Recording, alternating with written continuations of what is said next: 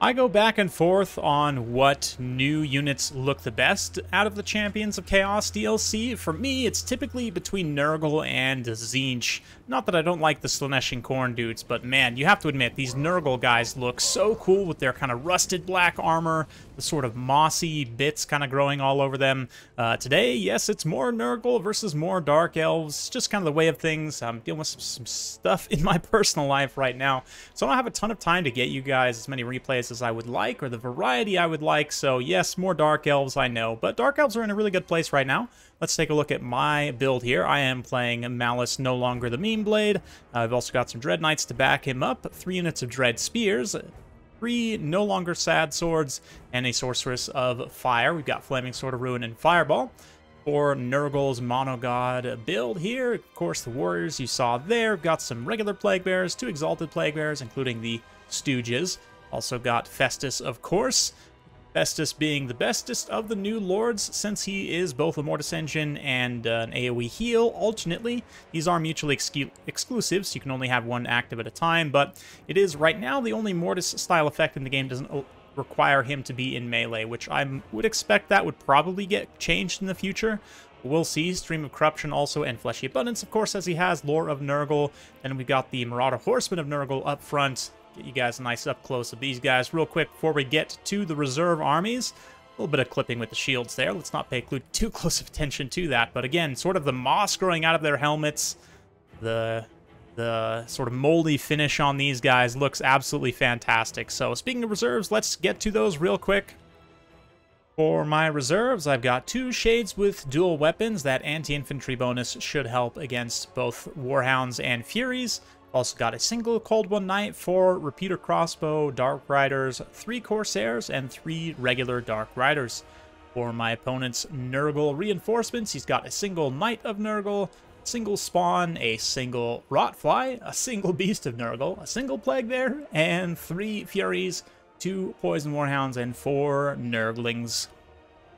And now we're back, so let's get things going into full gear. Of course, Nurgle, still generally a very slow faction, but the Marauder Horsemen do offer a really nice tool in that toolkit. Of course, they're 85 speed, they are slower. Mark of Nurgle does give a speed debuff, so yeah, only 85 speed compared to most light cavalry. That is a bit slower, but I mean, they're still fast like something like Spider Riders, right? And with the poison missiles, they can bring things down to their speed. Of course, armor piercing, poison missiles with the throwing axes. They do also carry shields, as do the regular Marauder Horsemen with throwing axes, so that will help them block some missile fire, of course. And, yeah, also just generally a really nice unit. Pretty low attack, but still 24 charge bonus as the regular Horseman does, so they can definitely get some work done as a hybrid unit. Right now, they're going to get some really nice work on these Dread Knights here. Dread Knights, of course, do have a pretty good missile block chance, but definitely don't want to be taking those armor-piercing missiles to the face.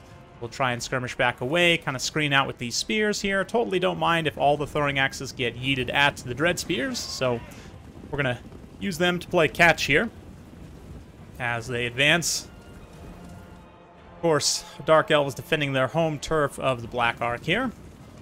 Also going to bring out some Dark Riders to try and, again, kind of counter-skirmish there.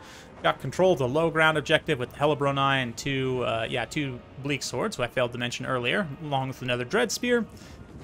And we're starting to bring out some of those reserve shades. Definitely the dual weapons here will help, as I said, against Furies and Hounds, so I think it's worth it to pay the upgrade cost. Maybe some of you would disagree. I mean, given that I only have a couple shades in reserve, it would only have saved me a couple 100 points, which really isn't going to do a ton for me anywhere. So I figured, you know, I had the extra points left over. Might as well upgrade to the dual weapons, just in case we do see some Furies or Poison Warhounds. But going to be doing some nice little damage there with those armor-piercing crossbows.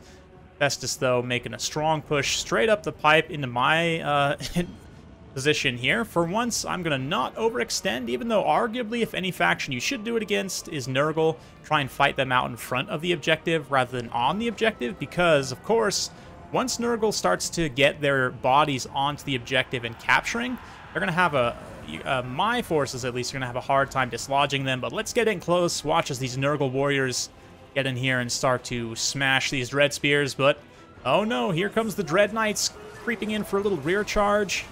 Interesting to see some kind of green-on-green color scheme here, but that's definitely going to be painful for those Nurgle warriors. That being said, the Festering Stooges are now into combat. We're going to try and focus them with the Shades here as much as I can. Both units of Shades doing some damage to the Exalted Plague Bearers, but here come the Furies. Furies of Nurgle, and this is exactly why you have the dual weapons. They are going to take some damage on the charge, but once the Shades start to fight back, they'll do a pretty good amount of damage. Quick counter charge, too, from a nice Vanguard Dark Rider. With their decent charge bonus, should be able to get rid of these Furies in a pretty big hurry. Meanwhile, Festus is starting to drain through my infantry in the center. Thankfully, it's just cheap Dread Spears and Bleak Swords, but yeah, I am making a little bit of a mistake in leaving all these units down here. I mean, at this point, this objective is totally secure. I could definitely bring these 2 Dread Spears up to help kind of on this flank against these Marauder Horsemen, and just leave the 2 Bleak Swords there to defend against, like, Hounds and Furies and stuff. They could also beat down Nurglings, trade okay against Plague Bearers. Should probably also bring out some of those Corsairs, but for the time being, I'm still over-focused on my Vanguard units. Those Dark Riders get a rough charge into those Death's Heads there, losing most of their models in the process. But Dread Knights also having a hard time actually breaking these Nurgle Warriors. I had a few opportunities where I maybe could have rear charged them with the Dark Riders to break their leadership, but I've not been able to. I also haven't been able to catch these Marauder Horsemen, which has been pretty frustrating. Likewise, one other small mistake I'll point out is I'm not trying to snipe Festus with Malice. Malice is certainly of the power level that he could come over here and eat Festus relatively quickly, but for whatever reason, maybe I'm just too polite in this particular battle. I'm playing against, I believe this is Reginald Puggington, the tournament runner-up from the Summer Championship. But yeah, definitely should be going heavily after sniping Festus. He is obviously a huge power piece, and anytime you see him on the field, you definitely want to try and snipe him aggressively.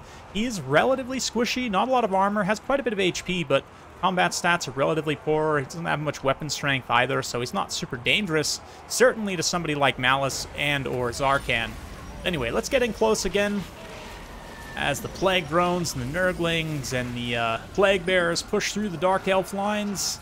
Spawns coming in, got the Marauder Horsemen also operating, and the Warriors chasing off my few remaining Dread Knights. So at this point, Nurgle's fairly resurgent. I've brought my infantry forces over to try and staunch the bleeding, but it's probably a little bit too late. The Shades at least should be able to get away. I've also brought in some Cold One Knights here to try and help with a little bit of heavy armor anti-large. Currently slowly grinding through those Plague Bearers, but yeah, Malice, of course, at very little risk of getting sniped himself, but arguably, you know, maybe it would be better to have a Flying Lord to snipe Festus so that you can try and, you know, get back up in the air, kind of pull around and not get bogged up in all the Nurglings and Plague Bearers and Marauders and whatnot, but I don't know. I think Malice definitely could have got the job done here if I was a little bit better on my micro, but we're going to try and bypass Nurgle's forces here, just go for a quick cheeky back cap, maybe pull some of his forces away here. Again, I probably should have left my Bleak Swords when I pulled the Dread Spears up here, even if it was too late, just so that I would have something to defend. These Poison Warhounds definitely wouldn't be able to beat Bleak Swords, and we could clean those too and then come in and clean up the Nurglings, but as it is right now, I'm looking at potentially a really nasty 3-cap, and I'm pretty far behind on army damage value as well, so not looking particularly promising. I'm hoping maybe I can just objective cheese Nurgle at this point, but my opponent here, Puggington, getting on those Dark Riders with his Furies, and that's not going to be a great engagement for me, as well as they might do. We do have Murderous Prowess going off now, though. Give a nice leadership buff. Little, what is it, melee attack? Actually, I should know this. Melee attack. Yeah, charge bonus, armor-piercing, missile damage, also refreshes Vigor, which is quite nice. See, all of my units are going to be fighting more or less fresh, except somehow Malice is very tired. But anyway, yeah, watch for that Vigor to continue to refresh. But my Dark Rider is getting pressured away. Marauder Horsemen used up all their ammunition, probably very cost-effective.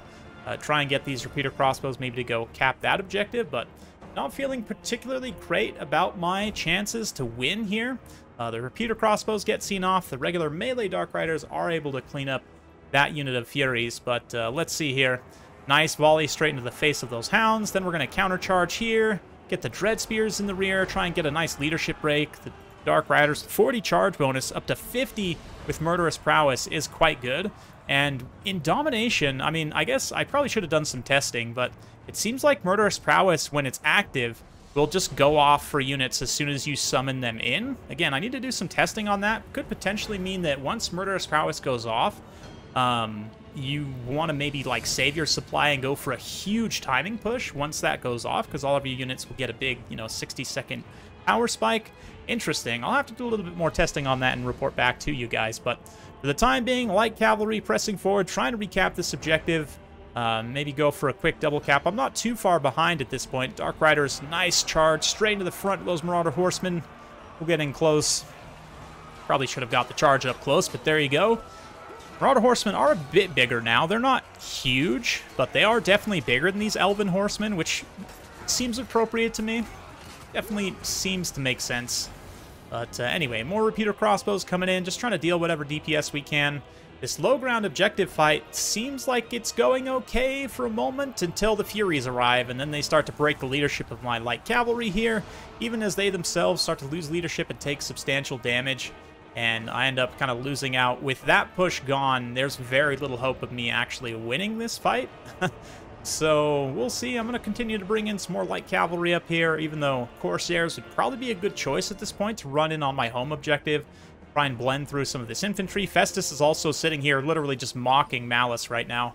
So, yeah, just literally standing here within range, totally isolated. Definitely should just run over here and can him, but I don't know. Maybe this replay is a little bit desynced. It is from a previous patch, so it's possible there's some minor desyncing going on there, but the outcome is still going to be the same. Trying my best to grind through what's left of Nurgle, but we've got a Beast of Nurgle coming in now, and my opponent's getting closer and closer to victory. It's getting to the point where I'm going to need a 3-cap relatively soon. Like right now, if I were to get a quick 2-cap, I still could, but like it's crossing the threshold as we speak of starting to need a 3-cap, so things just barely out of reach for me now. Despite my best efforts, more shades coming in here. Yeah, I think this one came down to a few things. Obviously, my opponent playing well, and great streams of corruption, great heals and everything.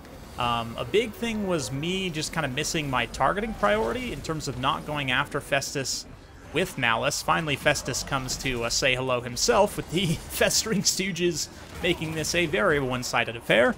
But regardless, a few macro mistakes, too, in terms of sending units to the wrong objective at the wrong time and bringing in the wrong type of units. I think if I were to change my build composition as well, I'd probably open with the Corsairs and then have the Dread Knights in reserve as kind of a high-power armor-piercing unit in case I come up against a very heavy Nurgle build. I think the meta on release is going to be more kind of Marauders and cheaper units, but who knows? Might develop more into mid-tier and higher-tier units eventually, but we are going to hit the transform here just at the last second. Zarkan now. Proper Slaanesh Demon. Going to be duking it out. Just kidding. Battle's over. Typical domination, but there you go. Yeah, it was a fun one. I feel like I learned some things from this battle. I mean, obviously, besides my own mistakes, Dark Elves, they didn't get used a ton. I think they did see a couple matches in the Summer Championship, but they are a faction that is going to be really good, I think, honestly. Their low-tier units are quite strong right now. They have a lot of great mobility and Vanguard that Murderous Prowess needs some more investigation, but potentially could be one of the best army abilities for Domination if it just stays permanently on for units that get resummoned after it goes off. But interesting, very interesting. Taking a look at the army damage values here. Malice gets a pretty good amount of value. Probably could have done even more if the game had gone a little bit longer. The Dread Knights ended up being a little bit of a mistake, kind of a magnet for damage. Definitely would have been better to just go wider with some Corsairs here to start with. The anti-infantry kind of higher DPS of the Corsairs, plus their armor would help them trade a little bit better than the Bleak Swords. But definitely Shades with dual weapons seem to be a good choice in this matchup. One of them in particular, 1269, 13,333 damage, which is fantastic. The Dread Knights also misuse them a little bit, but just the cavalry in general is very micro-dependent. Can be great, though, as evidenced by my Dark Riders. One of them, 11, 15. I think I did some of these guys twice, but still, the other ones do pay for themselves at least on one go-around. And yeah, pretty good stuff, honestly. Dark Elves, like I said, they feel good right now. Festus gets some pretty good value. Festering Stooges, of course, are going to be very strong always, so I would imagine you'd continue to see them. Yeah, 1,300 value on the Southern Exalted Plaguebearer. The Marauder Horsemen of Nurgle, all super cost-effective. We'll take a look at their price in just a second. Plague Bearers also trading decently. Just that huge HP pool helps them kind of outgrind a lot of elf units, since elves tend to have on the lower end of HP pools. But anyway, let's go ahead and just take a look here briefly at some of the Nurgle stuff, since I can actually show you guys this. Whoops. If we go over in here, skirmish versus the AI, and you'll see that Nurgle does have access to, yeah, all of the Warriors units coming with the Champions DLC. So you've got the basic Marauders and Marauders Great Weapons. You probably see a lot of these guys until they kind of reconfigure how the mechanics work for Domination and maybe devalue sort of lower tier infantry even more. We'll see. But you've got the Warriors, of course, and Warriors with Great Weapons, who in land battle are going to be insanely good. These guys are, I mean, in my opinion, I've said this a few times, but the Great Weapons were always the best variant of the Undivided Chaos Warriors. So this one having poison and extra HP, the cost of a little bit of speed. They are only 23 speed, which is quite painful, but super tanky with lots of healing available to them as well. And then, of course, you have the Chosen. We're not likely to see these guys a ton in Domination unless they increase the capture rate of elite infantry, which maybe arguably they should. But anyway, they are very good. Of course, Festus, like standing in a blob of Chosen of Nurgle, is just a scary for anyone, like for anyone to try and fight in melee. So you've also got the Chariots, of course, can be quite good. The Knights also can offer some heavy shock damage that you might not otherwise have access to. And then, of course, the War Shrine, which also comes as a mount for the Cultist. We talked about this in a previous video, but gives a nice area of effect heal. And in particular on the Cultist, he gets a second regen from his own passive regen, so he can be ridiculously tanky. I don't know that I would take the summon because you're probably not going to get him below 75% HP until he gets to his healing cap, but definitely I would take Icon of Eternal Virulence for that extra area of effect debuff. This plus, you know, the oh, these guys, the Barons of the Bog. You could get an absolutely disgusting debuff blob going with also passive heals and drains potentially with Festus. So yeah, Nurgle blob play is definitely going to be quite gross. But that's it for today. Hopefully you guys enjoyed this. If you like this sort of content, be sure to like, subscribe, hit that bell notification button. Every time I upload a new video, you'll be notified. Thanks again. We'll see you next time.